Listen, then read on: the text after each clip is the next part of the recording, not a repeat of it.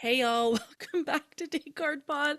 I'm Jenna. I'm laughing at the photo I have behind. I just remembered what I was doing. Okay, hi, welcome back to Date Card Pod. I'm Jenna, and we're back for part two of our Chris Harrison Again series. And of course, I am joined by the wonderful Leamy from Take This Rose or Take This L Pod. Hello, thank you for coming back. Hi, thank you for having me. It's always a great time to come together and celebrate hating an awful person. Yeah, cheers to that. That's what we're doing. This patriotic holiday, 4th of July weekend. Boop. Yeah, so I'm really excited. After we did our first episode, I think you and I both felt so it was like therapeutic, and it was just like, oh, but then we also like didn't really scratch into like some of the other stuff, like what it means to have like a shitty host and what it means to have somebody who like has caused a lot of harm, not just in that one instance where we talked a lot about how he treated Rachel Lindsay and the Rachel Kirkconnell of it all, but like what he had been doing for years unchecked in this franchise. And you have a lot of great notes and research about like episodes that you watched of The Bachelorette in the past, and I can't wait to dig into it. And then we're going to talk about some other things that he's done publicly, interviews. But yeah, before we get into it, how are you? Are you doing good? What are your thoughts and feelings about this upcoming season? I am doing great. I could not be more excited for Jen's season. I just like you had never watched or listened to Call Her Daddy Mhm. prior to Jen's interview. I'm glad that she got to tell her own story, not just like as a bachelorette, but what her life was like. Our girl's been to therapy. Our Mm. girl's so self-aware. She knows exactly what she wants, what she needs.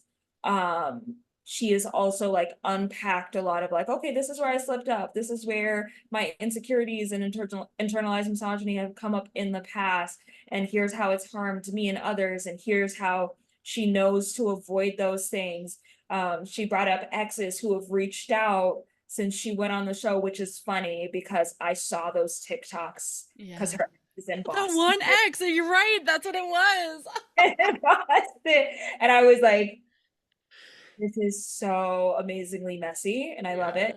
Yeah. And so yeah, I've just been really on the edge of my seat to see how her season plays out. She just looked really joyful. Hmm. So I do really hope that it ends in joy for her. I do wish, however, there had been more diverse casting, not only in like the absence of Asian cast members for this season, but also in terms of diversity of different body types. Hmm. Um, you know, glad that, there was some progress made on that front, but it seems that it's like few and far in between. It's limited to one gender and one race that gets that type of representation. And praise for it because people were very excited about Brett, which is great. He's very attractive. But I mean, I can't tell you how many comments I've seen where they're just like, oh, well, of course it's a man and a white man, but of course it's a man. They're still so like, dad bod is hot. We can't have a fat woman. So we have a lot of work to do, obviously. But yeah, I think, lack of other diversity, lack of religious diversity that we can tell so far. We haven't actually seen the season yet, but yeah, it's so sad. It's so sad. Yeah, but I'm gonna be watching regardless, just because, I know that, people had a great run watching Joey's season, and I'm sure he was a great bachelor, and none of his exes have any qualms with him. I'm gonna make a confession. And some of you won't be surprised by this, but I sat out Joey's season. Hmm. Not out of any contempt or hate for him. I just took a stance ever since I started plotting that, I just do not watch The Bachelor. Yeah, I remember that. I do not watch The Bachelor. I think that it's great that they're taking strides in the kind of men that they select for the show. Grateful that they are distancing themselves from the toxicity that we've seen in previous male leads. However, I feel like for me, I'm better able to gauge whether or not this franchise is making progress based on how they treat women in the franchise, based So on how true. much harm they're willing to expose their female leads Right. to. Um, and also I just think that, I don't know, they make better decisions. I feel like for people leave, I'm just like, you know what, you went to therapy, you worked on yourself because you had to. Like, you know, you don't see the same like Mhm. mental effect where someone's like, I've never had to make a decision this hard before. And I'm like, be so for real. Mhm. Be so for real. Did you actually like want to get married, or were you here because you were told there would be a podcast and a book deal Yeah. at the end of it? Yeah. And So so true. Yeah. it's really, really, really refreshing to see that we are getting leads from different places. Like, you know, we have a lead who lived in Miami, which Mhm. is like somewhere where I live. So it's like to see someone who Yeah. in a profession that's so demanding, but also live in the city that's like, it's very hard to pull yourself out of the party scene. The dating pool in Miami is like a cesspool. I Yeah. have friends who they're like, I don't know why I'm single, Mimi. And I tell them, you're single because of your reading level. Yeah, it's like you're above the people. You can read, like, you know what I mean? Like Yeah. once like it's a demographic where once you get to a certain level of like intellect in those scenes, one, you know, person might be like, why are you critically thinking? You're throwing off the vibe of the party, Yeah. you know, or you'll be talking to someone and you can't ignore how shallow and empty the conversation is. And so the dating pool is a cesspool out there. The more successful you are as a woman, the smarter you are as a woman. Yeah. And so the fact that she's been able to just handpick someone for herself is going to be amazing to watch. Yeah. The fact Same. that she's able to bring her family along on this ride. Oh, so sweet. I was And so excited about it. Yeah, the interview was great, and I really was like, you said it perfectly. We got to know her. We got to know her and hear her story, and not the garbled mess that The Bachelor will show us in the next couple weeks, full of drama and tears and blah blah blah and girl boss moments. But we got to see her real girl boss. We got to see who Jen is more, and I was so appreciative of that. So yeah, I'm really and because yeah, you didn't watch the season, but like I was such a fan from day one, and I'm like I'm excited because I don't think I've ever watched a season where I actually like originally liked the lead, like genuinely, even the women. Like I liked a lot of the previous leads we've had here and there, but actually liked, like was like wishing they would choose her, and then it was chosen. I was like, that how did that happen? So foreign to me. So the I'm really people's excited. the people's princess. Yes, truly. I know some would give that title to other members of the cast, but We're not talking about them today. Instead, we're talking about Mr. Christopher Harrison. So yeah, before we get into like also think you did a really perfect thesis statement for actually some of what you will talk about later about the way that we can gauge progress within the franchise based off of how they treat the female leads. So we'll want to get into that. But before we do, I kind of, since we are talking about Jen, we want to talk about the lack of representation and the lack of Asian contestants and other representation that they had in that casting. And it reminded me of this interview that Chris Harrison did back in 2014 when he had a book come out. And the interview gives this big fluffy interview, but then she kind of hits into some harder questions towards the end about the diversity in the show. And the audacity, she's like, well, we haven't really had any diversity in the leads. And he goes, right, but we've had, say, Juan Pablo. uh, he's Venezuelan, didn't really speak English all that great. I mean, it's as diverse as you could possibly get, but really doesn't do it. But that really doesn't do it. I think what people want is like more diversity, blah blah blah. He kind of goes on. He says, so, but it also takes, unfortunately, we've done a little bit of this ourselves. We've dug ourselves into this ditch, but we don't get the same cross section of casting. People that come to our casting sessions that apply for the show, you don't get the same amount of Caucasian, African American, Asian, Latino, whatever to choose from. And it's so funny that he like literally names the problem. And then he says, later on he's like, because I can't speak on this, because I'm a white male, but they don't see themselves represented in television and they don't get to see themselves, so they don't think, why, he says in quote, why would I be going to do this if I don't see myself there anyway? And it's so fascinating that he just like walked straight into the wall of the problem. But he, as we will talk about later, he's continued to perpetuate that feeling and that unsafe narrative in the show. But like, yeah, your thoughts on like them, this was in 2014 and they're still having the same problem. Just last week in LA Times, a producer said, we fucked up again. We didn't do good on diverse casting. And we know because people don't see themselves and they don't feel like they can come to us. How can you continue to do this so many years later? 10 years later. I feel like that interview is just like so on the nose because it is a clear example of someone who did all the right math and still wrote down the wrong answer. Like they It's counted with a their fault. It's their they fault. held up their fingers, they counted the whole way, they wrote it all out, they have all the scratch notes, still somehow wrong answer. Mm. So it's not it's hard because we want to think that the lack of progressive casting within this franchise is based on ignorance. But what we're finding out after, having watched an interview like that and having seen the decisions they've made in, just the decade after, even after there's been all this pushback, um, regardless of how many statements have come out from cast, even people on set that are on staff for the show, that there are still choices being made to appease a certain crowd, and that is the crowd that Chris Harrison emboldened. Mm-hmm. Bolden, very much, very much. That they are still like, where's my king? We lost our president.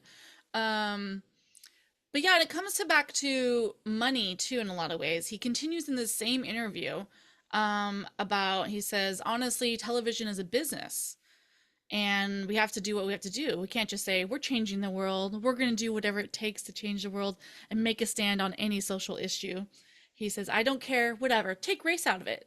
Let's say we're saving the whales. We're going to make an entire show about saving the whales or the spotted owl. Well, that's great. But what happens when our show is off the air in 6 months and you're not watching it anymore? And now hundreds, if not thousands, of people are out of jobs. So he's equating race to a literal like endangered animal. People who are black people, other minority groups, and marginalized groups, and that he just knows for a fact that no one's gonna watch. Like, what message does that send to people? Of course, they're not gonna come to your show. I think that it's a way to also discourage people from applying to those roles. Mm, It's to discourage them from aspiring to be on a season and to find love or otherwise. yeah, If we look platform. at, what the show means on an economic level, on a business level, I work in ads, and I know that a show like this is huge for the ad world because of how many viewers it brings in. If you're looking at different channels like search and social, a lot of these people create a lot of buzz. They draw in a lot of engagement. And for a lot of brands, for a lot of companies, that is something that they're eager to leverage. Yeah, For shows that have specific partnerships with, these high profile, even, the higher end fast fashion brands, they are going to continue to not cast diverse body types because the brands that they've chosen to partner with yeah, are not supporting that vision. no, They are getting into bed with brands that will set them back. At the same time, him saying that no one will be watching. Not that I'm encouraging people to go on a show where they're supposed to find love just to become a full-time influencer. But the reality is, when people are filming for the show, they are leaving their lives. Like there is yeah, no, unless like you have the type of job where you can take a sabbatical, right. like that one girl who was like on Ari's season, I forget her name, but she literally was like, hey, so like I had a lot of time to take off, but I just heard back about my PhD application. Best of luck, right? I hope you find your misses. I'm gonna go be a doctor. Yeah, Like, it's so good. It's so which true. I was like, love that. Love her so much. Um, and you have people who are either working class blue collar folks who cannot take that much time off or are self-employed who will suffer greatly and could end up coming off the show homeless. Or you have some people who go on the show and their employer is like, you go on national TV and make a fool out of yourself, you will have no job to come back to. Um, or, they might want to keep doing the influencer thing as like a side hustle and they can't because they work in for a financial institution and that gets them in trouble because Yeah, they're and maybe their first name starts with J and their last name starts with T and they were dating somebody. that situation. Or it could be just a lot of those financial institutions have non-competes. Oh yeah, yeah. Non-competes that they make people sign. Yeah. So as long as that person has that job, like it's very risky because they're this public figure now, but then they also have a responsibility to their corporate image. And so you have people who on the show they end up being like the messiest person, and people aren't just looking up their Instagrams anymore. They're like, hey, I think I saw that guy's LinkedIn. Yeah, so true. Yeah. And heaven forbid you're one of the people who has a racism scandal. Now that company really has to answer. Right. Or you're the person who speaks up about racism Right, and gets hate. in your corporate environment begin to haze you. Corporate hazing is like so sinister and so like insidious and under the radar Mm-hmm. that it is almost impossible to prove. Yeah. And so it becomes like a larger issue where people are making an economic sacrifice to be there. You hear about people like, even I think it was Becca that says when she went on, she didn't take the tags off a lot of the dresses that she wore. Or people are repeating dresses and they're like, oh my gosh, like a lot of the girls were staring at me because I repeated a dress. I'd be like, if they got a washing machine in that mansion, We're fine. I Just make don't see why not, yeah. you know? No, it is wild. Yeah, and you're right. So people make financial sacrifices to do this, and like the audacity for them to just be like, "You aren't worth it." Where our whole entire show, hundreds of jobs will be lost because of this, is ridiculous to me. And it goes to show that the shows continue to go down in ratings due to them not changing, due to them not keeping up with the other shows that have way better diversity spreads and storylines. And it's going to continue to do that. And then now that they're like kind of changing things up a bit, people are like getting excited. It's like, I could have fucking told you that. I could have told you that already. So I don't know. It's just wild. And I'm just so glad he's gone. I know he's not the actual reason that all of the bad things have happened, right? But it's just like He his was legacy is really lasting though. he was the main spokesperson. He was like the bold face of it. As much as he's tried to distance himself from the former creator of the show and do things like call him a narcissist, we're like, well, that's your bestie. Yeah, you guys going golfing together. Not too much on your boy. He might take you back. Oh, weren't you just saying this before we got on? The snake bit him, and he didn't expect it to be. He was safe. Yeah. Exactly. Mm. Exactly. And so I just think that although not everything has been sourced from him, I think it is fair to continue to discuss his impact and the choices that he made, the choices that he empowered other people to make while they were on the show. And I think that's more evident when you look at seasons Yeah. for female leads. Yeah. And then just to continue to just be a mouthpiece for their bigotry. So I got this one time he was openly fat in an interview. He's like, again, he's just always back to money. The question is it a good business decision? I spoke to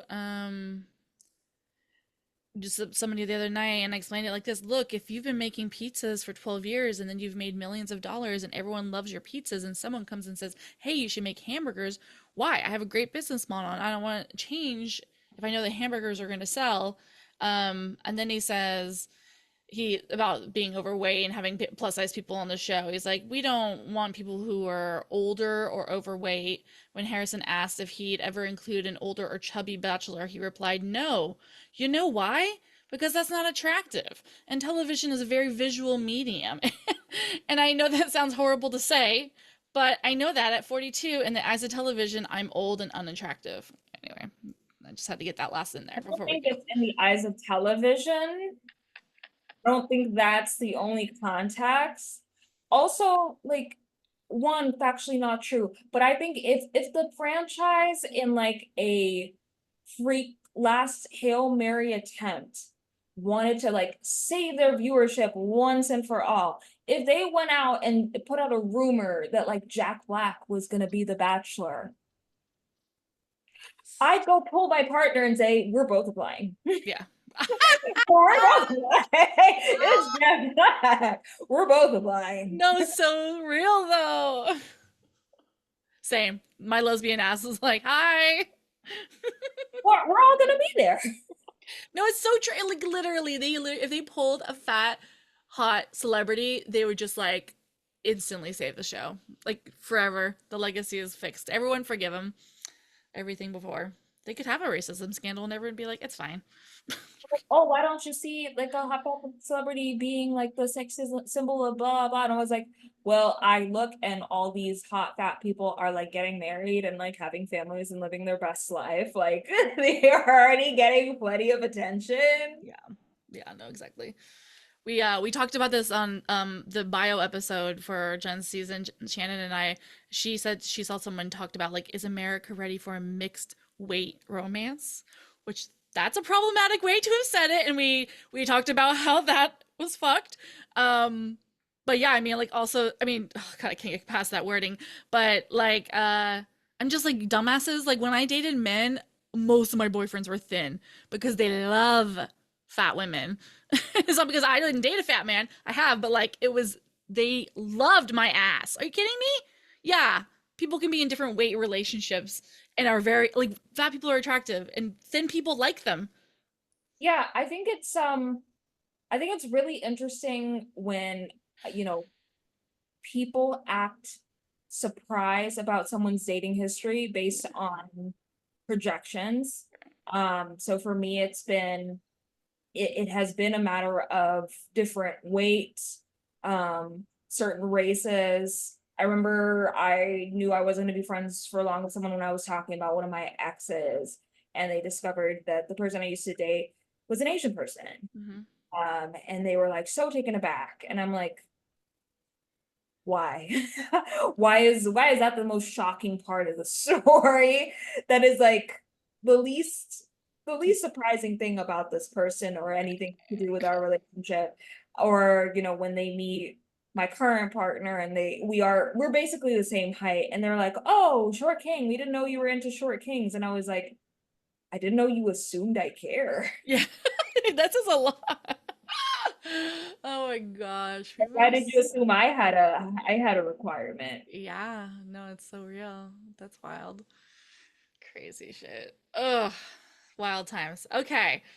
Well, let's get into some examples, shall we, for the class of times in the show that I think a lot of us are going to be triggered back to. And I'm looking at this list. You went there. Take it away, Alimi. So I'm just like you'll see me looking to the side and scrolling at my notes. There were just four separate seasons that I pulled from. Um, you'll notice that I am first pulling from seasons that are just all white women, or white passing, just because Jojo Fletcher is she as Max, Hmm. does have Arab heritage, but largely operates as a white woman in this world, Yeah. regardless of where her mother's from. But we're looking at Emily Maynard, Andy Dorfman, Caitlin Bristow, even though I do have thoughts on present day Caitlin Bristow. Yeah, but back in the day, Clayton Labristo experienced a lot of harm from the show. She did. Absolutely, she did. Um, Jojo Fletcher as well. So starting with Emily Maynard, um, he makes jokes about Juan Pablo while she was in the seat. Chris Harrison made jokes about Juan Pablo during the pregnancy segment.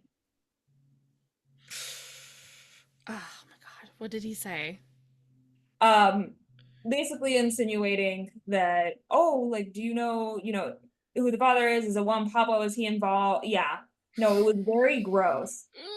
If I am sitting in front of a room full of people announcing my pregnancy and someone brings up a very toxic, emotionally abusive, narcissistic ex and insinuates that they were any way involved in the production, I don't know how she didn't let her. I would have let whatever rage get the best of me and then blame it on the pregnancy hormones.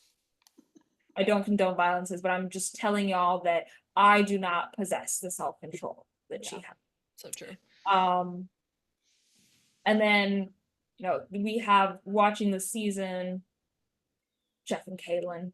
Mhm. Caitlin from that season is, spoiled, misogynistic, rich boy. I think, there's always one man in every Bachelorette season who thinks it's their season. Yeah, Bennett. And so in this one, it was Kaylin. So we have like that head to head between Jeff and Kaylin. Also like whatever this man named Jeff involved. Like it's never gonna be One like a F, by the way, if anyone's remembering, that's gonna take you way the fuck back. Jeff with one F. Jeff with one F. Jeff is Dolores. Jeff is jealous about, the one-on-ones and other people getting them. He's like, why am I not number one? I'm number one in my mind. I don't know what's wrong with her judgment. Kaylin just plain and simple doesn't like being in control. Um, and then Kaylin tells Jeff that his whole life, Kaylin goes overboard. He says his whole life with Emily is going to be a group date. She has a daughter named Rick. Kaylin, friends, was raised by a single mother. So, oh, that tells you everything. Yeah, he's Like he was projecting raised so. by his grandmother and his Yeah. mother. Like he's only been raised by single moms. It begs the question that is he so wounded by the absence of his father in his life, but only takes that resentment out that like he can't directly take it out on his mom, so he takes it out on other single moms and other women Yes. out in the world. Right. Just very irritable and annoyed when he didn't get a one-on-one, when he didn't get individual time. Just like said it smelled like shit in there, said it smelled like bullshit. Just like Aggressive. very much just like a childhood tantrum. Hmm. Um, but witnessing it in an adult body. Um, and I remember, during the group date that he was asked to go on because Emily still wanted to see him for reasons unbeknownst to all of us at the time. Um, they were rehearsing for a play. And when Emily comes over to be like, hey, how are you guys doing? To like chat, he like shoos her away.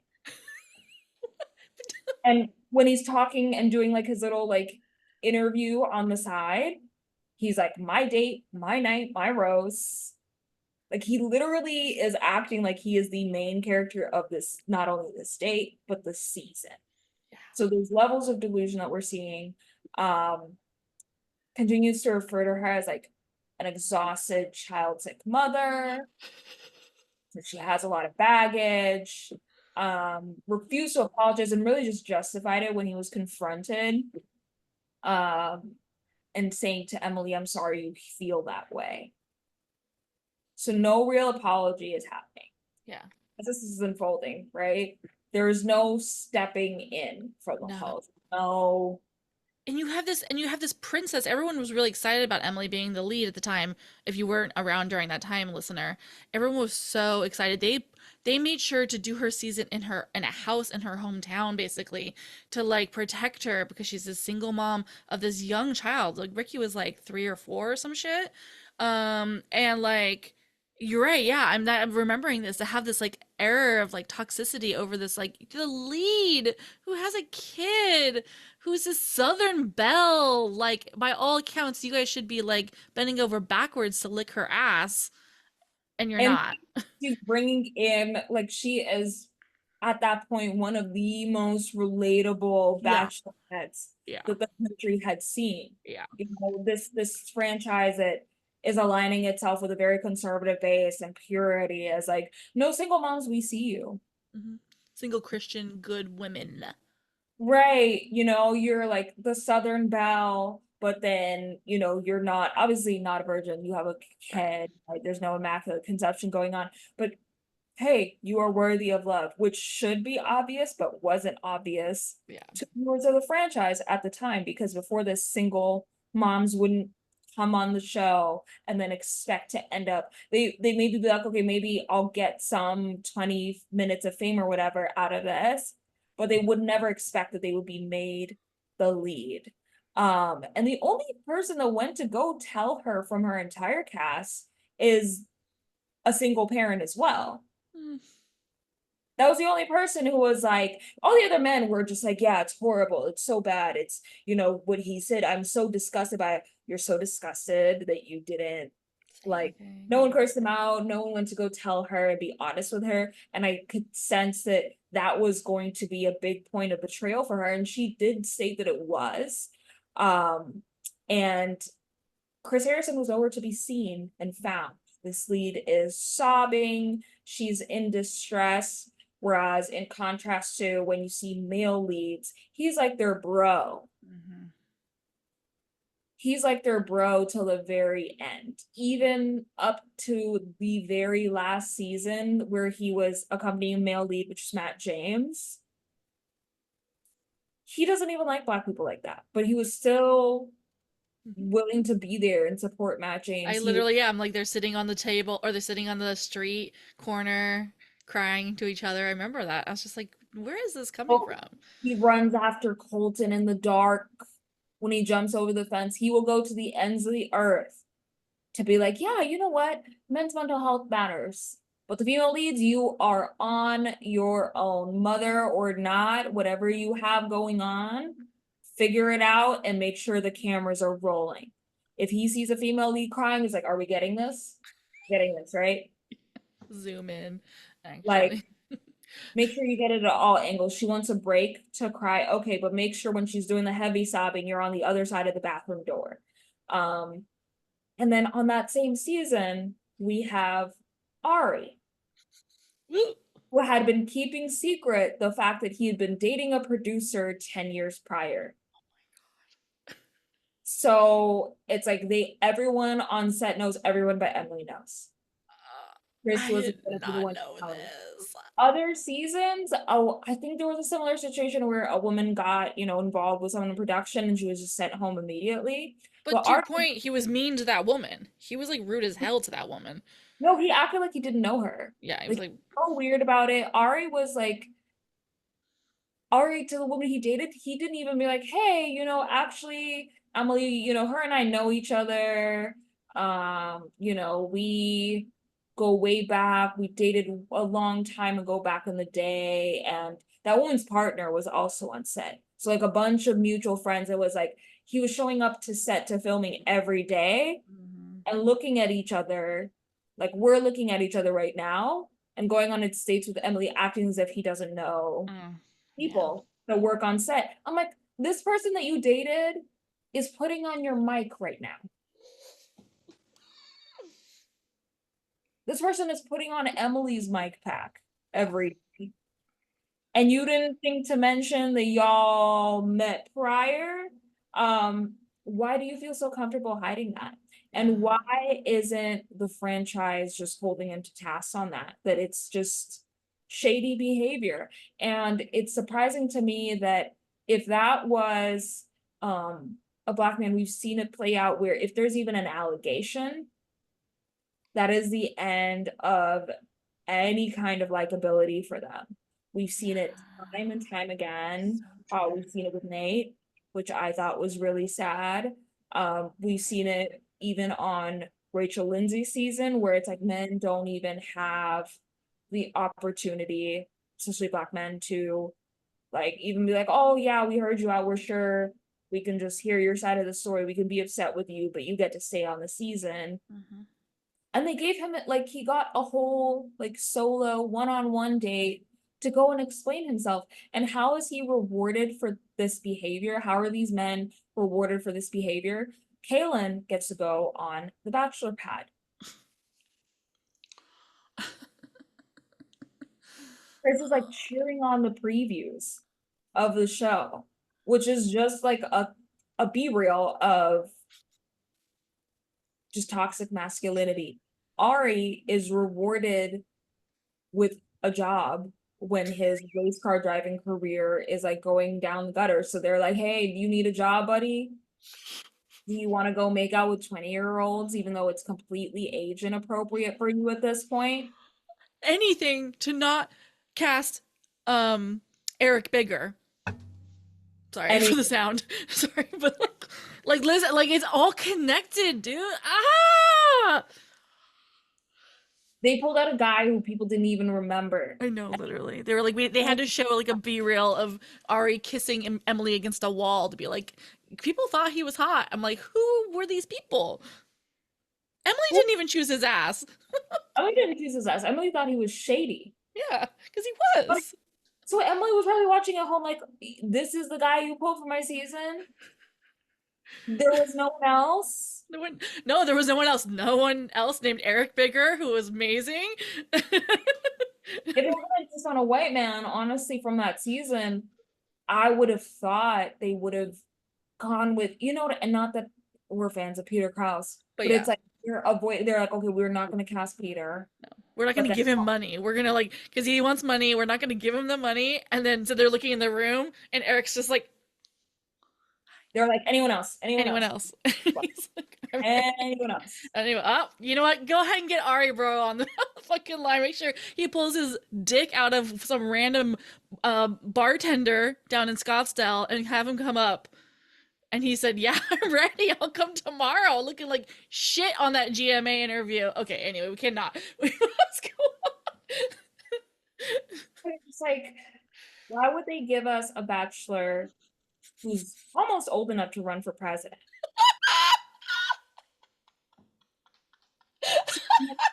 20-year-olds.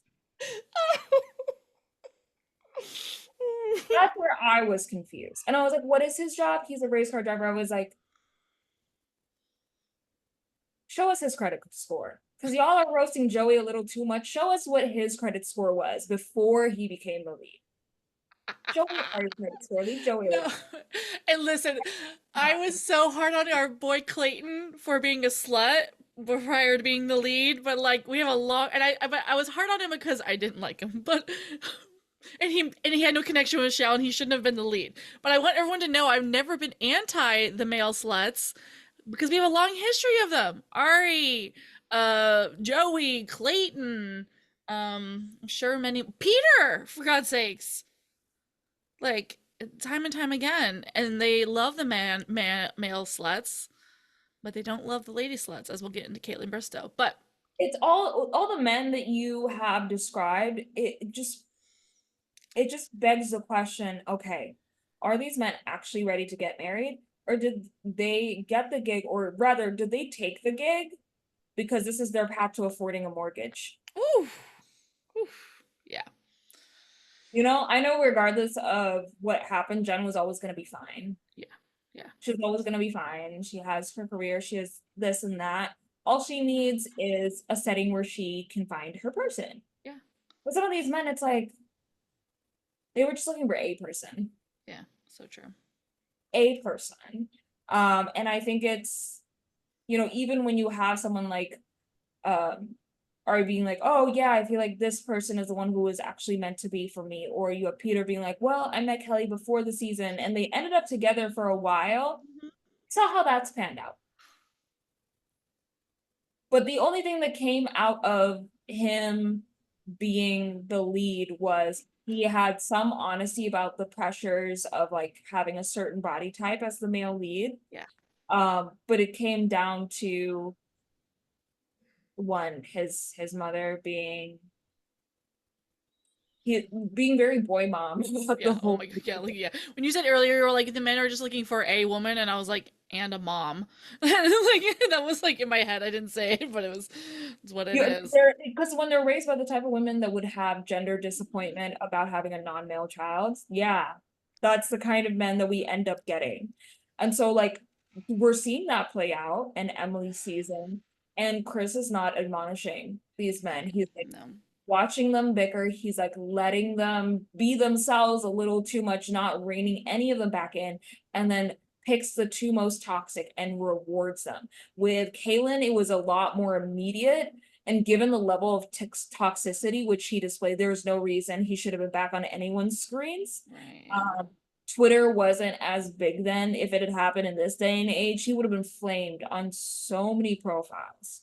Um, and then with Including mine. Ari, just giving him a big old payday. Yeah. Crazy. Crazy. Hmm. Yeah. And so the next one is Andrew Dorfman. Andrew Dorfman. Um, I'm trying to look through your notes real quick to see. Okay, no, remind me to say oh, something when you're done with her. so this show is based off recorded conversations. Like us watching the show, right? We're literally just eavesdropping on people's conversations. There's requirements on any reality dating show that you have to be mic'd. There's people following you around. You're on a set. You don't just get to have a lot of like off-camera conversations, especially not during rose ceremonies. These last for hours. So they have a lot of footage that they're able to roll back, that they cut. They go through all of it before they decide what to keep in, what to take out. They even add sound bites at times. Yeah, and Or mix it up and mash it up. Yeah. and so it bewilders me how someone couldn't find the footage of what was said during a rose ceremony, especially when there is a very serious allegation of racism. So there was a cast member named Andrew on Andy Dorfman's season, and there were quite a few Black men on her season that were cast, and they didn't get sent home after night one, Okay. and was open, Progress. right? And she was clearly open to, I actually watched a bit of her season. She was open to dating men of different races, and she had some really attractive men That's on her good. season. Mm-hmm. Um, and she was allegedly accused. So Andrew was accused of saying she gave the roses to the two blackies. The word used was blackies, not black men, blackies. There is no world in which someone would make that up in their head. And when it was discussed during the men tell all, Chris repeatedly interjected by saying allegedly. Oh, that confirms it to me. Allegedly. And he's like, we can't really find the audio. We really can't confirm, but just allegedly. And goes on to say that it is a serious accusation to lodge, and it becomes a question of several people's opinions in the room. Yeah. Yeah. So I said, okay, so you can record people sniffling, you can record like a cough that happened in the back of the room to the point where, you have to have like room mics and you have to have everyone be individually mic'd.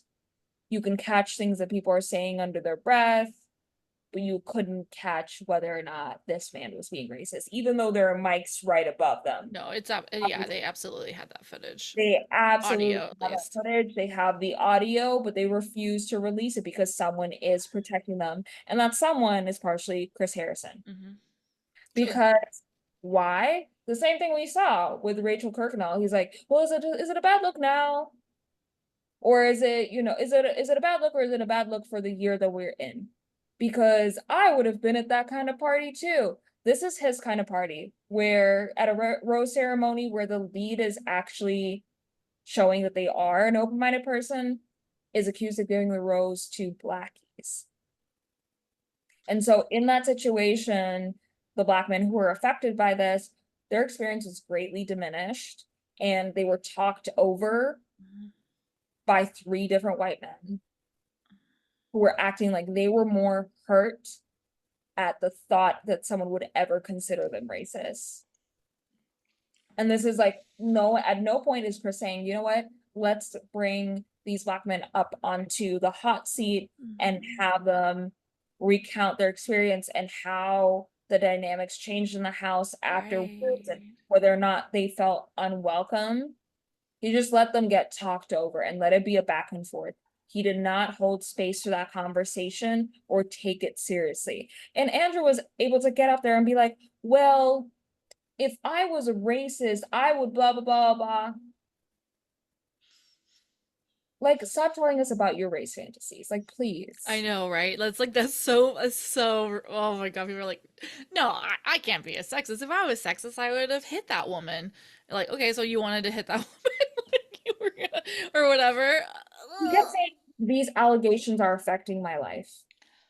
As if the lives of his Black cast members weren't affected by his actions. Basically, by the end of the Men Tell All, Andrew received applause of the audience and Chris Harrison for forcing Black castmates into a corner of respectability politics. Just the antics of like over self-deprecation, like I'm truly so sorry, blah blah blah blah blah blah. There was no space held for them to Yeah. be angry or upset about anything. And so in order to not look hostile, they had to forgive. Oh, oof. Yeah, and like, oh God, that's so horrific. And then you want to go back to like, oh, I don't know why there aren't more African American and Asians and whatever applying to our show, quote unquote, from Chris Harrison. It's like, because like, it's not just like, I don't see myself on television, so it's maybe not a space for me as a black man. No, it's like a violent space for me. It's like, if I do go there, even if the lead wants me and would like me, I'm still going to be experiencing this. And it reminded me so much of like the Kirkconnell stuff. Like he was like, why aren't we giving this white woman grace? These accusations are going to ruin her life. And these accusations are going to ruin Andrew's life. And then Andrew says, they're ruining my life. And it's like, but what about how it affected the people that, oh my God. It's I just like can insane. imagine, like, there's already a lot that's being put on. Not that I'm like Matt James' biggest fan, but there's already a lot being put on him. He Mhm. gets to the end of the season, he chooses someone, and then to come out and get his phone back. Like, you can't even like get to like after the final rose, and this person's that you see their whole internet history. Yeah. And on top of that, they gave your dad the worst Black father edit of the year.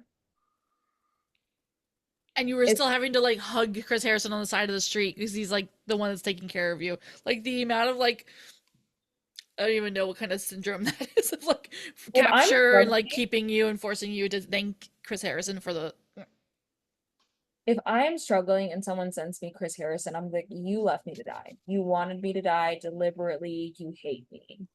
yeah, you sent me bleach instead of water to drink and I'm in a desert. Oh, So those are the first 2 seasons where I'm like, okay, you have like a woman who is the white blonde archetype, and then you have another woman who is sort of has darkest features. She's not like openly like, oh yeah, I have super progressive politics at that point, in her public image, but is just slightly more open than previous leads. And we're seeing that he is still creating a platform for racists and racist behavior and making excuses for it and basically just gaslighting Black castmates. yeah. Um, I know that it's tempting to just like go to Caitlin Bristow's season next, but I'm gonna come back to that one because I have a very important point to hit on the head with that. I'm gonna Okay. go to Joseph Fletcher. Yes. Okay, can I say interject one gossip thing about Andy and Chris? It was Yes. rumored that they dated and fucked after after her season when she was single again. I could be I'm pretty sure that was the timing, not prior to her season, but after. Both of them have denied it, but and I did some deep research back in the day. It appeared that they probably did. Allegedly. Okay. We don't know if they probably did, or maybe I could see him starting rumors. Oh my God, you're so right. Because there's a couple women. I think that was the episode I did for a Patreon. Was like I researched all the women he supposedly fucked in this system, and it was her. And then he tried to fuck and date Ashley Spivey and a couple other people, but the Andy of it threw me so much. Anyway, oof. It's just like all saying that I'm just like the audacity of this man. You're right. He probably I did could try to see start it. him because the fan base has like blown his head and inflated him so much. He really thinks he's like hot shit. Yeah, so true. He's like, yeah, all these women want me. Hmm. I got this hot babe named Lauren Zima. Uh, which okay, no, I don't want to derail too much, but like last night, a friend of mine texted me. She lives in SoCal, and she was at a dinner, a fancy dinner restaurant, and Chris and Lauren were there having dinner, and she said they looked like shit. That's all I really had to say. But anyway, they looked like hell without all the filters and everything. I always said when they got together, I was like, well, yeah, the relationship, the beauty of it will probably last as long as they're Botox. Oh, okay. That's what I'm looking at, like on the screen behind Yeah. you. That's what I've been seeing the whole time. I'm like, yeah, Yeah, Botox. the Botox is doing its thing. It's Botoxing for sure.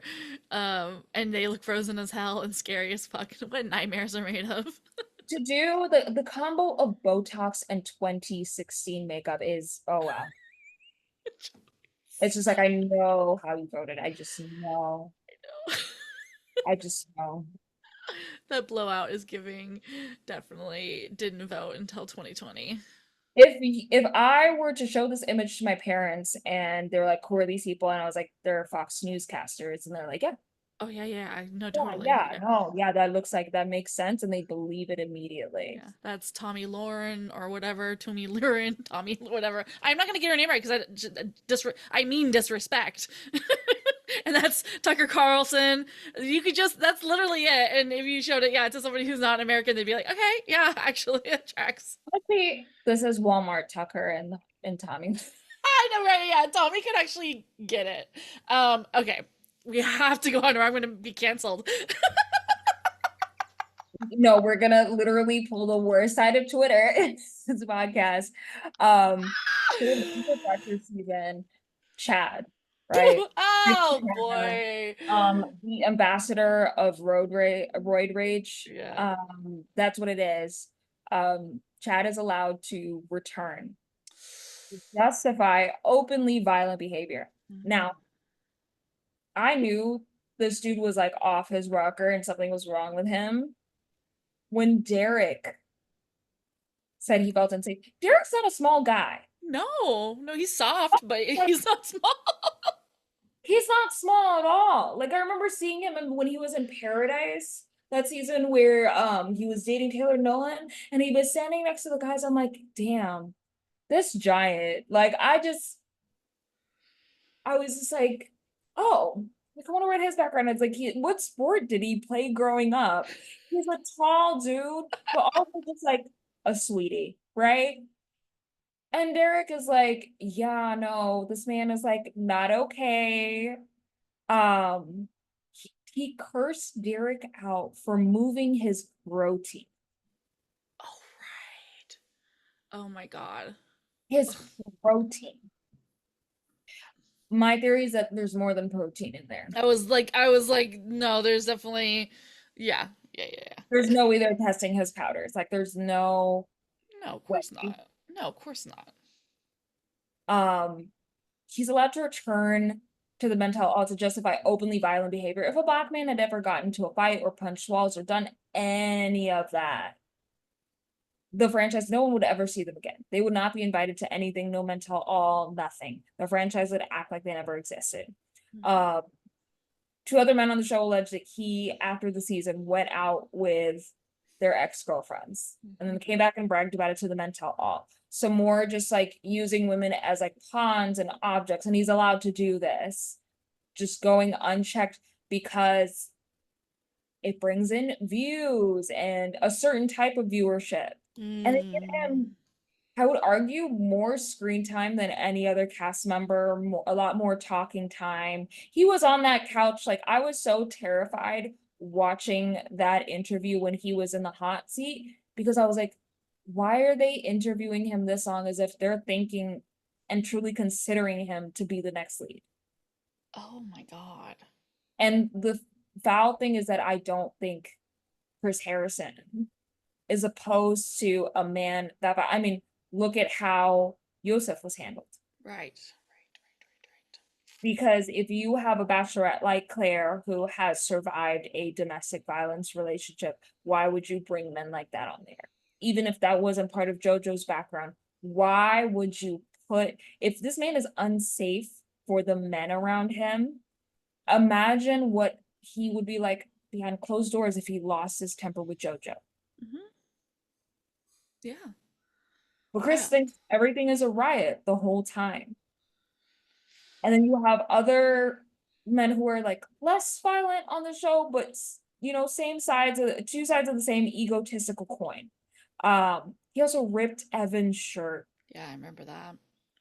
Evan's never been a muscle guy, and sure, there may have been like a loss of balance and pushing, but ripping someone's shirt, the kind of behavior that this man exhibited, if it was out in the real world, there should have been a restraining order. Mm-hmm. Mm-hmm. And how is he punished? With a ticket to paradise. Where he continues to be violent and aggressive and blackout drunk again. Like, where was the liquor control? That was the next season, or maybe, I don't know. And then that had to be because there was a alleged sexual assault that happened, the only reason they had any control over their alcohol policies. But yeah, it's like shit ass blackout drunk and does more violence, does is uh aggressive towards a disabled person on the show, and then gets to have this, like, shits his pants apparently. Shits his pants on the beach, and then has a yelling match with Chris, but it's all for laughs. It's all paid for laughs. Like, And he doesn't have, Chris has no threshold for this behavior. Like it's not too far until he says, fuck you, Chris Harrison. yeah. And then it's like, oh, you've crossed the line. You've been too mean to me, and now you have to go, and we're never going to talk to you again. Okay. You've built up this psychopath who now goes and tries to do revenge porn in front of Jojo Fletcher's house. Go, yeah, and then there was like maybe another alleged like domestic violence situation that happened later years. I can't remember the details. It just came to my brain, but I'm like, it's it's sad because it's like all of us could have been prevented if he right. hadn't been empowered. If someone said, okay, you know what, regardless of how great your dates are going with JoJo, we're taking you out and we're letting JoJo know that this is an unsafe person who just needs to not be in the house. And they would have done that to a black man had it been, yeah, 100%. No, he would have never gotten that far. There would have never been any progression that far in the season. Mm-hmm. And so yeah, he's rewarded with a ticket to paradise. And so apparently the only thing that you could do to be considered toxic to Chris Harrison is to say fuck you, Chris Harrison. Mm-hmm. Mm-hmm. That's what that season taught us. And that's why I'm probably his least favorite person as well. Just so we're clear, fuck you, Chris Harrison. Yeah, fuck you, Chris Harrison. Block my ass. I already blocked you first. Okay. Exactly. And then the last one is Caitlyn. Mm-hmm. Um, so we have just like very, very casual, very homophobic speculation.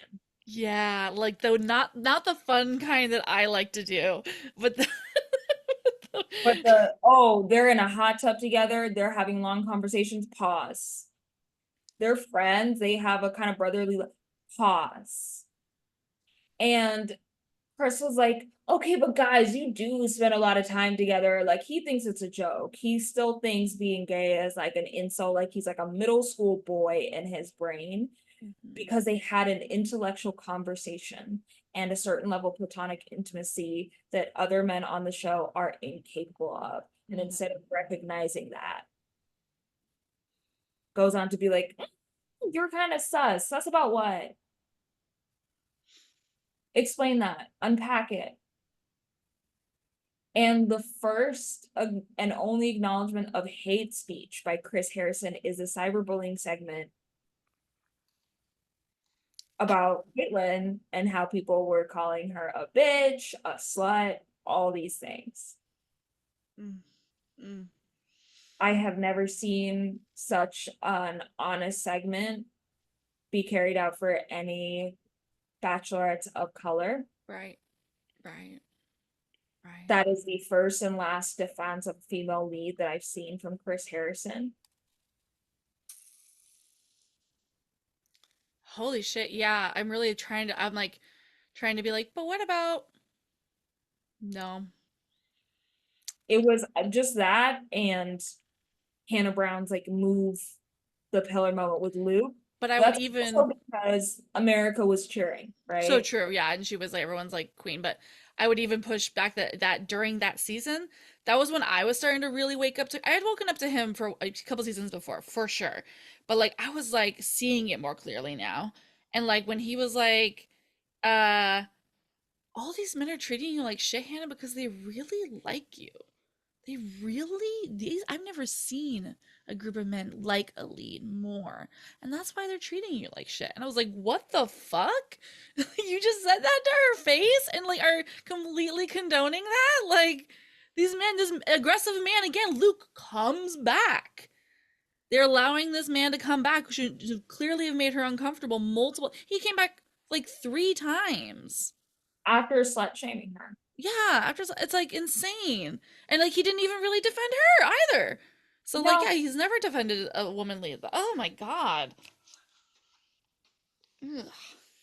the last point I want to say is like this is something that he has allowed to happen that has not just plagued the leads, but has plagued viewers. I want us to all close our eyes and think about the fact that if we had someone like Jesse as a lead sooner, Mm. Nick Viall wouldn't be where he is today. He wouldn't have the level of like clout that he has the audacity to chase. Why was he able to come back for that many seasons? Why was he supported enough to be the lead? It all happened under Chris Harrison's watch. So whenever you see that vile man and you're like, where did this come from? Who allowed this man to be? Chris Harrison. Chris Whenever we look at Harrison. America, we're like, oh, where did this fucked up policy come from? And we're like Ronald Reagan. Where did fucked up Nick Viall come from? That's Chris Harrison. That's what he is to this franchise. He's the poison of it. Mhm. He like Nick went on Andy Season's hot seat and told her, "You're a fucking slut who ruined my life, and you fucked me when you said you loved me. Why didn't you make love to me? What did he get to come on the next season? What did he get to become the Bachelor? We'll go into paradise. What did he get to become?" It's just like continuous shit.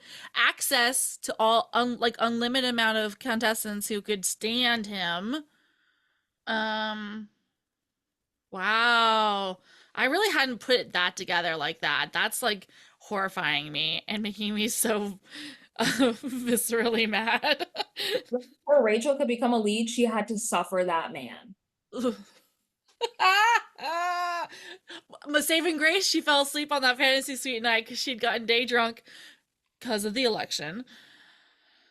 And I'm just happy for her that she got to sleep that night. That's like the only you're right, but like other than that, she had to you're right, she had to get all the way towards the end to and suffer him in order to get that role. Wow. Wow. Wow. It's horrifying. God.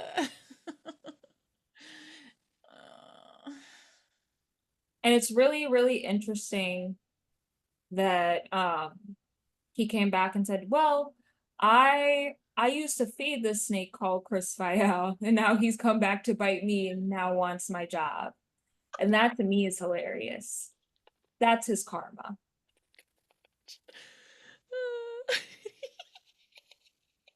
So true. Oh my god.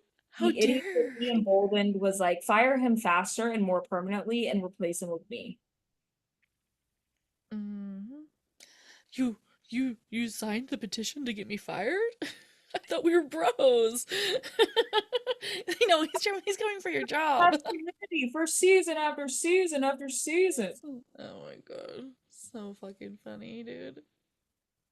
Not to mention, like, the fear is that, like, the reason we even did this series is because I had this fever dream that he's gonna go on Viola's podcast. Now I'm thinking maybe not, but I still think it will happen when we get closer to the day of whatever unnamed dating show he's producing. Because, by the way, I did, in order to do this episode today, I kind of like checked in on Merit Media. You can go ahead and watch it on some streaming things. If you go to meritmedia.com, they have some free options. I didn't click on any of them, but currently Dr. Phil is doing his show, and they're doing like a morning version, and then they have Nancy Grace. They have a Nancy Grace show. I buried the lead last time. Forgot. Well, I didn't know it, but anyway, the Steve Harvey's new home is on Merit Media.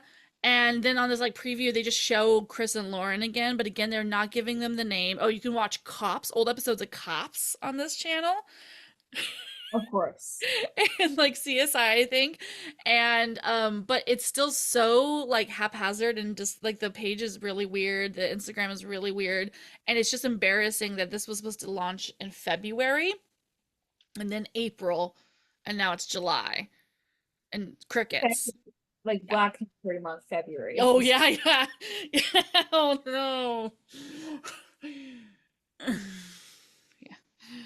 So, um, oh my God. But call her speaking of Call Her Daddy, everyone was like, "Oh, who's the guest gonna be at this last week?" When it was uh teased that it'd be a Bachelor related thing, and everyone's like, "Please let it be Chris Harrison." Uh Why? So I haven't like watched, listened to Call Her Daddy prior to this, but listening to the host talk, she doesn't seem like the type, unless I'm mistaken, to bring him on because she says her viewership is, her listeners are mainly women. right. Right. But like some women like who listen to Barstool, .com think he's funny, I guess, or something. I think it's because they just don't know, and there's been a lot of like revisionist history. Yeah, case in point to what we're It's doing. like when people are like on the internet, people are like, "Oh, look at this, like George W. at a football game. He's so funny." I'm like, was a rock funny? Was No Child Left Behind funny? Of course you think it's funny. Lack of critical thinking. Yeah. No, truly. That's so true. It's like they just cannot even they can't like hold to oh man, it's so. And I think you mentioned that in the last episode about how like it is really about like how they can rewrite a lot of these villains' histories, a lot of these people's things, and eventually next thing you know they're a lead or they're whatever. It's just like tile as old as time. And so the fact that, yeah, case in point, you beautifully described the journey of Ari was just like so beautiful. Like that, I mean, it just really hits on all of this. Like it's all How they connected. just like wait. It's like, oh, if we just give it time, we can force this loser on everyone. Yeah, so true. God, I hate it. I fucking hate it. But yeah, gosh, thank God for Jesse Palmer. He's not perfect, but he's a lovely human. He just exudes niceness, and he's never like, I mean, he wasn't mean to any of the ladies yet, really. He's like been pretty chill. I really loved about watching Jesse as the host was that he wouldn't just sit there and watch the leads cry, he would cry with them. Yeah, he really did. Yeah. He was, not void of emotion. Hmm. And also, like, he doesn't hide his partner. Yeah. Yeah. I know. I was like the one straight couple I love. He doesn't hide his partner. I think it was just, I didn't find out Chris Harrison was married until he was getting a divorce. I'm not on the scene. The apps are wild. Why the fuck are you on the apps? I know no one your age is on the apps. But So who are you swiping on? so funny. And that's when I realized he's like, oh yeah, the youth these days, the dating his age. I was like, why are you swiping on the youth? Why is that in your age preference? That is like so gross. Yeah. But you have Jesse in his very age appropriate marriage, not hiding his partner and being able to root for other people. And it just begs the question, like, he was kept around so long, was it just purely to appease Mike Fleece and their racist fan base? Because it can't be for the sake of, oh, he's the guy to host a show about love, because this is the man who, in his own life, was miserable. Yeah, truly. And like, So how could he ever be rooting for the happiness of others? How could we ever trust him to do that? no, Like, if so it true. was a show about like business decisions, right? Like Shark Tank, would they bring on someone whose all their businesses have failed and they filed for bankruptcy 10 times? Would they bring that person on to be one of the sharks? No. So why is this man the host of a show that's supposed to be about love? Yeah, so true. Yeah. It's I think yeah, I think it was like old connections, they and I always as think that he obviously knows where the bodies are buried, the worst bodies, the bodies we don't even know about. And like case in point, the bodies of them saying what they said on Andy's season. Like, and he clearly knew that, and he was in cahoots. And yes, I did not for one second do I believe that he's like anti-Fleiss.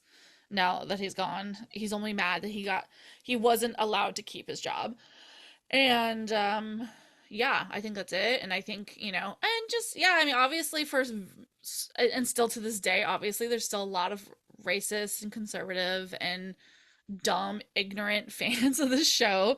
And I think they just I mean, yeah, the business as always. They're like, we're afraid to let it go under business, and if we get rid of him, I don't even think that was a conversation. I don't like. Frankly, there was never a conversation. I don't think they ever wanted. They were never like, let's think about getting rid of Chris Harrison next season because he was kind of shitty to JoJo Fletcher. That was never. They were never having that conversation, and it only happened because of what happened. I think it's wild because what happens when, right now they're able to um contain their viewership just because there's always the promise of Bachelor in Paradise and Bachelor in Paradise in other countries where they're sending people off to. It just begs the question, like, where will this franchise be in 10 years when they just because they can't keep up? Mm-hmm. Because they're not keeping up as it is, even though so much has happened to prompt the change and bring things to light. The campaigning post 2020 from castmates on issues surrounding race. Yours and so many other amazing people campaigning for actual body inclusivity, not just one person who's a size six, Mm-hmm. um, and not just for men, and they are dragging their feet when it comes to change. Whereas, like, if I turn on any other television network, even if it's like something cringy, like Perfect Match, or if it's something that's like less serious, like Love Island, where these people are like clearly not getting married. They barely are making it out of the show and still being in a relationship by the time the season is like fully aired. But those shows have better viewership because people don't have to think like, oh, are we going to see people that look like us? Are we going to see, even on Purple Match's past season, yeah, there was a white, Ashley Blonde contestant who was also covered in tattoos Love and had that. like rat boy vibes. And that was representation for people who were like into like rat boy shit. Like, you had like this brown British belle, and then you had Tolu, whose name is so easy to pronounce, and yet people would butcher it. But that's someone who I saw myself in a Yeah, lot, being an African that's immigrant, great. Yeah. and also having people butcher my very simple name. Yeah. Yeah. Um, That cross section of representation, you felt seen. and also navigating the world, like once you buzz your hair, once you are truly rejecting Western beauty standards in that way, and just being like, this is me, her showing up every day wearing her, something like, oh yeah, this Nigerian designer did Mhm. this, or this is this print from home, or like, oh yeah, I'm gonna wear a fancy sparkle dress, and I thought, okay, maybe it's gonna be a piece from Revolve, and people are expecting to see like Western or American fast fashion, but she's like repping her culture, and not it's not this quirky thing that we just put together at like weddings. It's like, no, no, no, this is my day to day, all day, this is who I am.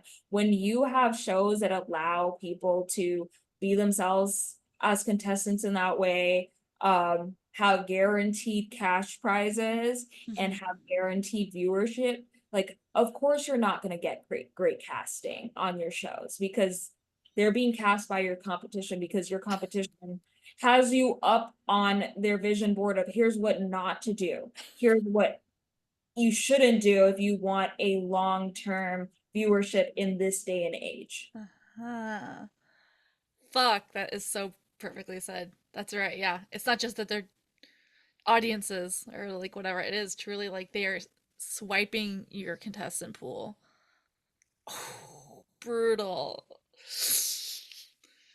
And exciting. And I need to eventually branch out. I mean, I'm the fucking weirdo that just still only likes to watch this show because I like the cocoon of like it might work out. Like it's like I like that fakeness. I like that like game element to it. I have all these things about it. It's a comfort show for me, but I also want it to be better because I just want to see myself represented in the same situation and I want to and I also just don't want to want people get I don't want to watch people get harmed and know that my friends are being hurt by watching the show, you know? Like it does that doesn't feel good. So, but listen, ABC, if you're listening, yeah, like even you're gonna lose me one day, and I know you don't want to do that. I know you don't. They hate me. They fucking hate me. But if it's like, if they're losing us, they're losing a lot of other people like us. Yes. And that says a lot of things about, like, as people get older, they may not have time for like their Hulu subscription, and they may be outside touching grass, and they may be busy with the grandkids. Exactly. Yep. So true. So They might true. not even know how to work the Hulu. Yeah, I know. I mean, I don't. If it And says I'm logged out, I'm like, why the fuck if I remember what my password is? I can't be bothered with that. to reset right now, and I had to go back into my account, I would cry. Yeah, no, like literally, it's like that. You guys don't realize we're one step away from never watching the show ever again. If it cannot be accessed by one click, fucking No, done. especially if you have shows that have a much more international base and international approach. I think Chris Harrison, because he was from Texas and they were centering so much of it around like the Bible Belt, Right, right. not, Yeah, it was like their diverse casting in earlier seasons was like, oh my God, you have a guy with a Boston accent, the guy from Minnesota. from It's like, Canada. oh, they brought someone from across the border. Oh, That's literally their diversity. They're like, we have but that's two people from British Columbia. You're welcome. Don't you know? Or I don't know. So yeah, that's fucking crazy. No, and I think it's like a kind of perfect circle to like our hopefulness for this season is that like you said, Jen is from Miami, like she or like that's where she's based and like she has various levels of diversity bringing into this conversation. Different she's a student still. Like like it's like I like that element of like what it is more current and real and I hope that it Yeah, benefits. he's from Jersey, which is like, there's a, like, just to bring up Jersey, like there is a big there are a lot of Asian immigrant communities within the Jersey area. So it's not uncommon her story of like growing up there. I will say someone who lived in Miami and those who have been to Miami or will go. Tommy and I were very hard pressed. I didn't mean to say my partner's name out loud, but my partner and I were very hard pressed to find even Asian owned restaurants. We had one Thai place to go to. Wow. Yes. It is a predominantly Latin area. Other than that, there's Haitian populations. There is an African community that's like growing through like, this explosion of like Afrobeats and Amapiano and Afro-centered music genres happening in the area. So there's more places for Afro-centered and just like Black DJs to book in that area. But there's still like largely predominantly white Latin communities that dominate that region, a lot of conservative Mm-hmm. white Latin communities. And so Jen is like a drop in a very big ocean of people that just don't look like her. So it's not just like her being the first Asian lead in the franchise. It's also she is also coming from this environment where that has also affected her dating pool. Yeah. And so because of that, it makes sense completely that she would be going to the fantasy suites and be like, how did you vote? Yes. Oh my God, we forgot to brought Before we get sexy, how did you vote? We're in an election year right now. She's like, before we do this, like, is it gonna be awkward at Thanksgiving because of what you did at the polls? Like, oh, oh, oh, heartbreak oh. is one thing, my ego's another. No, I know. That's why I'm so. I mean, yeah, I feel like I don't know how the season will end, but I like the way she's talking about it and the way she's like, no, things happened the way they had to happen. I'm a happy woman. And I'm like, amen, bro. I don't care what happens, but yeah, I think she'll probably get a little bamboozled probably by some of this fucking fuckery, but like she does seem like she cares enough to like ask that and realize that. Like I'm not gonna get embarrassed and I need to know who you voted for and I need to know your credit score. She said finances too. She's like, I asked about finances and who you voted for in the fantasy suites, and I was like, girl, I love you so much. No, as someone who's like, doesn't have parents who are together, like, that's like a big thing within relationships. People don't discuss their finances. So she's just being smart. She's like, we're heading into a recession. How much debt are you putting on? Do you have a gambling habit? Like those are questions you want to ask. Yeah.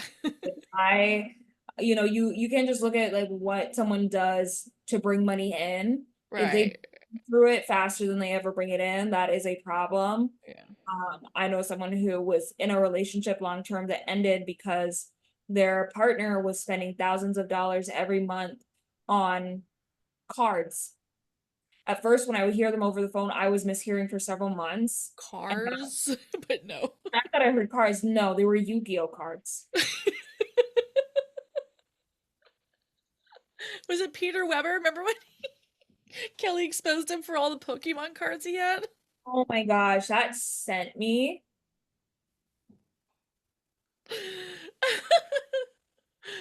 Uh, As I was like, as a grown man, I was like, no wonder he couldn't move out of his parents' place without. right. He's buying Yu-Gi-Oh cards and Pokemon. Like, I could not. I could not. Like, I understand people can have expensive hobbies. I will never knock that, right? Right, right. I date a guitar guy. As I'm sitting here, I am looking at a wall of guitars. But I'm like, at least he can play. You know, Exactly. he can pick it one up and like make music. And I'm never sitting there like, oh my God, I want to claw my ears out. No, like No. he's in a band. Yeah. Like he Yeah. knows what he's doing. But a Yu-Gi-Oh card? Oh my god. You're telling me you pulled out of the Roth or something for a Yu-Gi-Oh card? We can't retire because Yeah. You can't buy me an engagement ring because you got a foil card that was rare.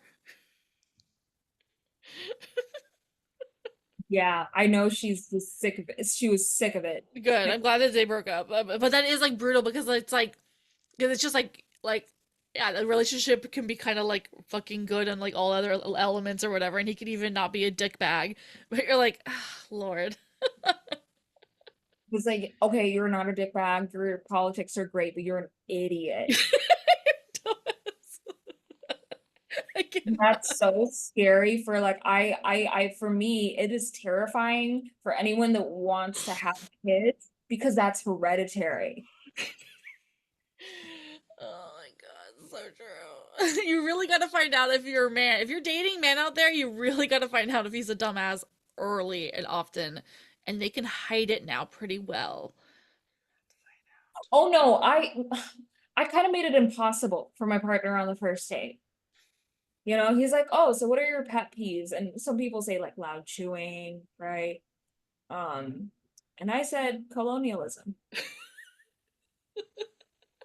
He said, "Pardon?" I said, "No, you heard me correctly."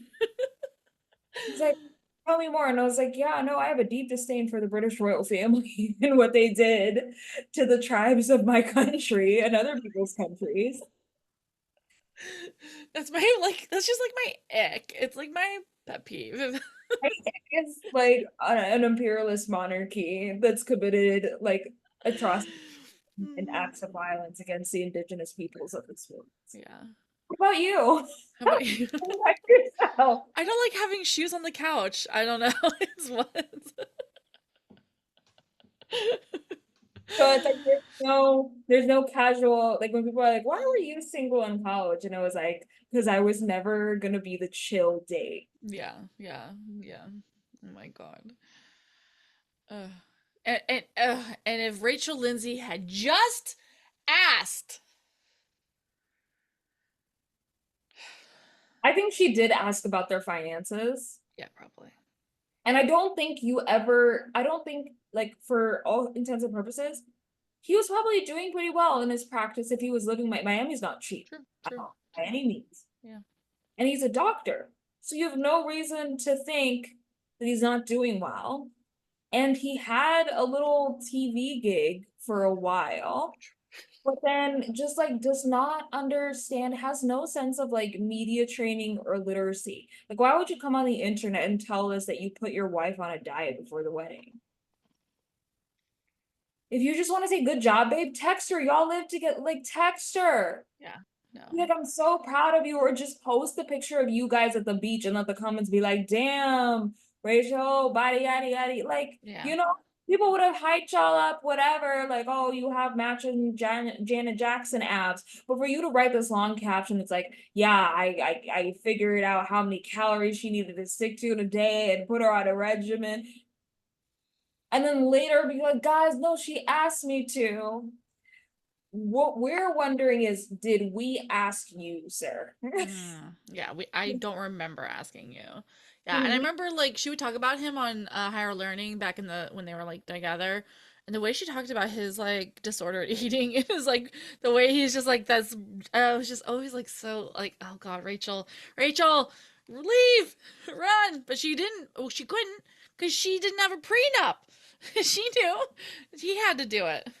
I don't think someone whose family has such big personalities was ever going to uh like give her peace. Because first of all, for him to be like, oh yeah, there's no absolutely no problem. My family's gonna be super chill about me marrying a black woman. I guarantee you, because at least for Miami, I guarantee you there was no way Uh, reality that that was ever the case. Like, uh, no, that is not true. uh, That was probably already like the first hurdle they got through. And right. so imagine her going to her mother-in-law to be like, yeah, making your son sign a prenup. Oh my And God. because she was the first black lead, there was no reason for her to think like she didn't even get to go on Dancing with the Stars like some of these other leads. So there was no reason for her to think that she would be raking in the amount of monthly that she is now. So true, right? Yeah. No, yeah, you're so right. Wow. And this is why I believe wholeheartedly that, man, it's a jealousy thing. Because if my partner's bringing in that much, oh, I'm the stay at home. I'm so happy. I got my air fryer. We have two cute dogs, and I will make you lunch every day, Rachel. Lindsay. I'm making 3 meals and installing new cat shelves. Yeah, like we're good. We're so good. It really is because it's just like and he's just like in the one of the recent filings. She never cared about any of my things. Bitch, why would she? It's a failing business. I don't ask a fucking person who's doing bad at their schoolwork about their study plans. Like I don't get you. People are telling you, like, stop making content about your disordered eating, and you are doubling down. You're like, you're just unhealthy. You are a chiropractor, not a dietitian. No. He's not No. licensed. Did So you why know you need just to sleep really well and drink water and just get up in the morning and do it and you'll be good? I'm like, okay, well then how about you fucking do it? You can not tell me how you can have successful life and money when you are telling me you bring home $1,200 a month. that's the gag of it all. That's the gag of it all. Insane. I like she was like, no, he's hiding money. His business brings in 16 grand a month or some shit. And he cannot be telling me he makes $1,200 a month. Someone's putting money in a trust and then Something trying is to happening. gaslight us. Something is happening, I'm telling you. Something is happening. Knowing how smart Rachel is, she probably knows. Mm-hmm. I've been in a situation where someone tried to get one over on me. My attorney was a woman, and she said, "Yeah, we have everything we need to bury dude." And I was like, "Okay, so why aren't we using?" He's like, "No, no, no, no, no. What we're gonna do is sit back, wait for this to go to. He's gonna request a trial and wait for it to go to trial." And it's like, okay. And then the morning of, submit all of this into evidence when they Smart. have time to plan a defense. So Rachel has a file. Yeah. Like I was very surprised if she didn't. Mm-hmm. She has a file somewhere. Yeah, and she's waiting to drop at the right moment. Oh, that's a good point. Yeah, you want to wait until they can't collect data and like come Because back at with a that thing. point, they've told so many lies. They've lied to a judge. I would be very, very surprised if that man made it out with a shirt on his back. This is a judge's daughter. This is a lawyer. This woman has a degree in arguing. This is not going to end well. And she has all the money. Yeah. Yeah, exactly. Right. She has the time and the, well, maybe not the time, but she has the money. And to be allegedly the broke one and then be like, I'm leaving. I've never seen a line of decision making since Brexit.